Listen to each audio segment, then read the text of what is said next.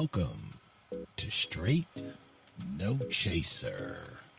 So grab a glass and join your hosts, your girl MBZ, Pastor C, Thin Bad, and the Chief.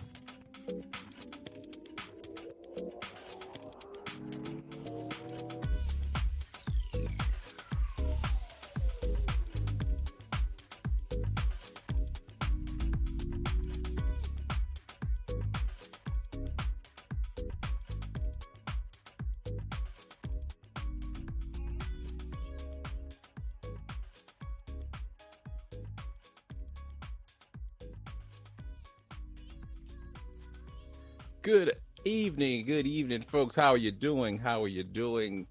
This is Thin Bad, and this is Straight No Chaser, where we never dilute the issues. We give it to you straight, and we only serve the hard stuff. But tonight we're gonna have a good time. We're gonna have a fun time, an informational time. And BZ is in the breezy. She is traveling, doing her thing. But we got the Chief here. And for those of you who were with us last week, we've got the other boss in here. Hello. Oh boy. I didn't even know which name I was going to use. I was going to let her introduce herself and just be who she is. Oh boy. Yeah, so she can handle it. She can handle it. But we've got an interesting guest now. And there's no reason to be, but people, we gotta take care of ourselves. We gotta take care of ourselves, as they say, from the rooter to the tutor, all the way, all the way from top to bottom, right? And who is it? A lot of folks have fear of who? The dentist, but that's just, you don't need to have fear. They've got all kinds of archaic medieval ideas about what it's like going to the dentist. I know adults. I've got a friend who is 55 years old, and he is scared to death of the dentist based on something that happened to him about when he was 5 years old. Why are you afraid? Not me. It's a friend. It's for a friend. Oh, okay. It's not me. Okay, it's not me. Yeah. Okay. I smile all the time. I try to do what I can. Wait a minute. You said it's for a friend? It's for a friend. It's really for a friend. I'm telling you about a friend. He's texting me right now saying, "Don't you say my name." But I'm gonna hold that hostage. But on the real though, there's we were messing around with what to title this show, and we were trying to think of all kinds of things. We talked about oral fixation, but and all those kind of things. But to have a fixation on, getting your oral hygiene in check. And so we've got some help. We've got a guest this evening. We've got Dr. Sharon Ardrey. And I've got to, me being so tied into HBCUs, I got to give a shout out that she's a graduate of Spelman. Yeah. Spelman College, right? What do they say when you say Spelman? What Spelmanite. Hey, there you go. Okay. All right. Just checking. What? Just checking. We're Spelmanites. Spelmanites. Okay. That works. And then she went on, and she's double HBCU'd because she went to the Howard Dental School, Howard University Dental School, and she is a practicing dentist in the Washington D.C. metro area. Dr. Sharon Ardrey, we'd like to welcome you to Straight No Chaser. Woo-hoo. Hello, welcome. Good evening. How's everyone? Yeah, welcome. Thanks for having me. It was a standing ovation. You couldn't tell. It was a standing Absolutely. ovation. We I'm were still all standing. up. Wait a minute. Let me sit down. But I know you probably have some stories, Dr. Ardrey. I know you've got some stories about, some stories, some fables, but you can also put to bed some myths, some common misconceptions that people have about dentistry, and actually, fill us in on some of the links and the connection between your dental health, your oral health, and your the rest of your health. There's links from dental, from oral health to heart issues and all kinds of things that people, if you don't brush your teeth, it could be much worse things than halitosis. for you, than people wanting to move away from you and certain things like that. But there are a lot of have you ever been around a person whose breath is so bad it leaves a taste in your mouth? Now that is bad. That is bad. That is bad. Well, folks' teeth so yellow they can spit butter, but we,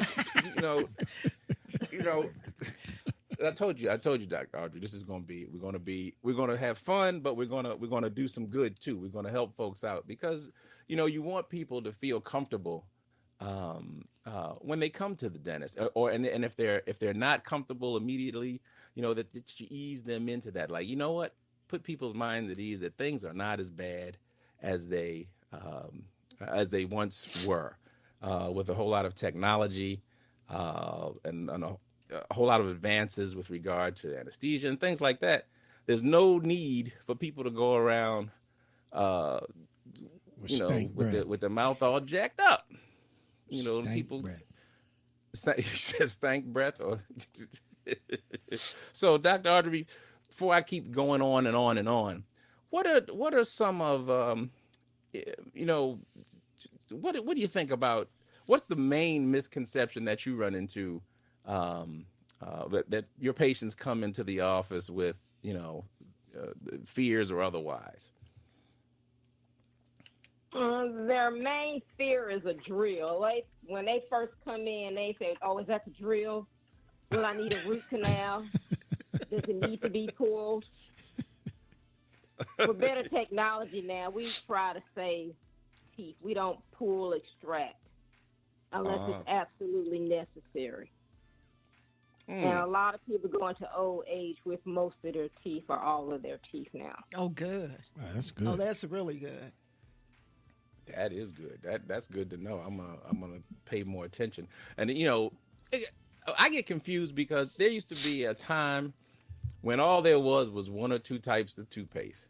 Now you go into the grocery store or somewhere where toothpaste is about 937,000 different types of toothpaste, whitening and good breath. It makes you like you got to choose one or the other. Like, oh, wait a minute, this is a gel. Oh, this is a mint. This is a sand grit. This one you got to put on your teeth with a sander. This one over here you got to leave it in overnight and let it set. And then I just get confused. I just God, smokers toothpaste, non-smokers toothpaste. Now, do you want your teeth to whiten or do you want them just to smell good? Well, you can't have both. If you want all three, that's another toothpaste over here. You want to aim over here. You want to shoot this. What happened to just regular fluoride, non-fluoride? That's one thing that I've heard. They're about children and fluoride, or whether you should have fluoride. Now, usually I hear about it in the water, if there's fluoride in the water or if there's a problem there. But what is there any, are all these toothpaste, is it really a huge difference? I mean, should I be spending 20 minutes in the toothpaste aisle, or should I just grab something and go? What should I be looking for? You would like your toothpaste actually to be recommended by the American Dental Association. Well, yeah, which that means helps. it's been tested. But it's a matter of personal preference. As long as there's no reaction and you do brush, you buy the toothpaste and you do brush your teeth with it.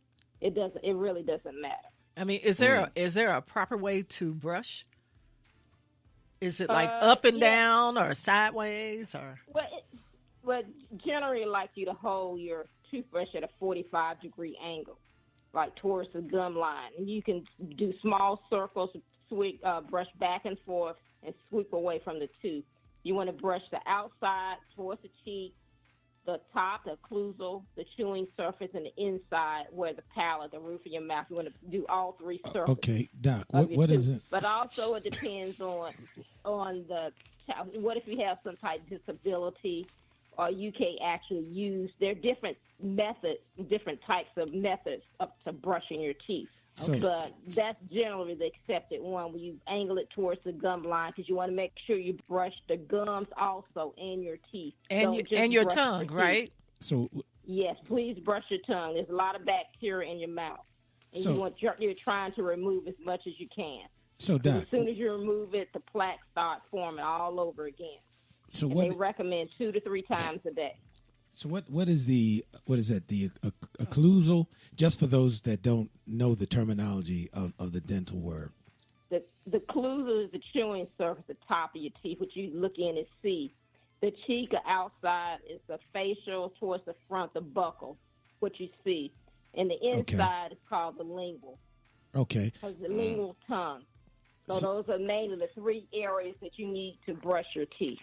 So again. Also, you need to floss. Flossing is equally as important as brushing your teeth because you have to remove what's in between your teeth. Okay. Wax or non-wax.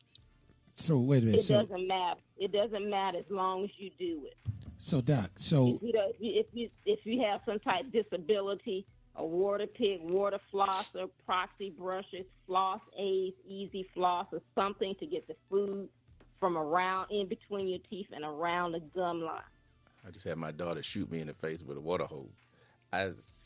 No.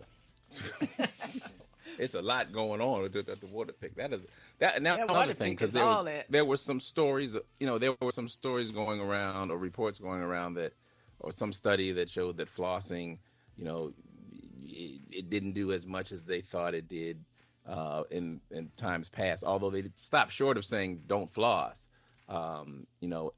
It made me a little leery because it just kind of seemed like, why would they put something like that out? That would make folks not want to do it. If you don't floss, how are you going to remove it from in between your teeth? That's right. What are the areas? Right. And that's kind of like the most expensive way to do it. Everyone might not be able to afford a water pick or one of these new technology devices either. Right. So Doc, you're saying that if you, and that's a great point. So for those families that necessarily can't afford a water pick, so you're saying then that you need to brush the gums, brush the tongue, and what other places, if you don't have access to a water pick, should you brush? I like for patients also to brush like the vestibule, that tissue going up towards in the cheek and the gums. Brush all, not just near the gingival margin where the gums and the tissue meet. Just brush all around where you see gums, your tissues, the pink, and the brown, palate, right? In the palate, brush all because a film can get on there. There's bacteria there. Food go everywhere in your mouth when you eat. Miss Susan, did you need to brush everywhere. Miss Susan, did you just add another word without telling anybody? Nope. Hush your face. Okay, sorry about that. Okay. All right. There he goes. I'm sorry. We got to. Sharon, what's the palate? Because, people like Michael don't know. Doctor.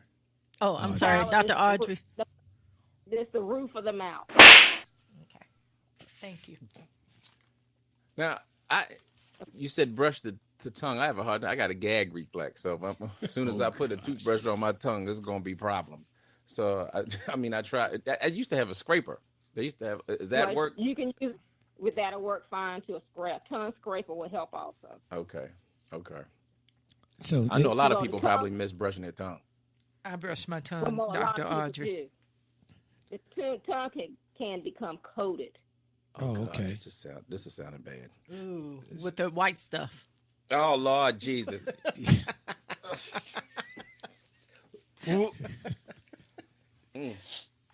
Dr. Audrey, what's the difference between tartar and plaque? And what is tartar and plaque? Plaque is a sticky film caused from food. Plaque is. Tartar is calcified. Tartar and calculus are the same. Tartar is calcified or hardened plaque. Plaque that has not been removed that's on the tooth structure. It went through a chemical reaction. It's hardened on the tooth structure. Oh, wow.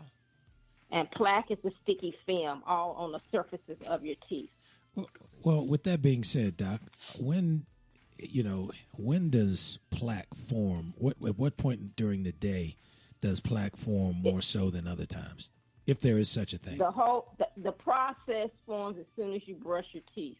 The whole process starts over again. Okay. And that's why they recommend you brush at least 2 to 3 times a day.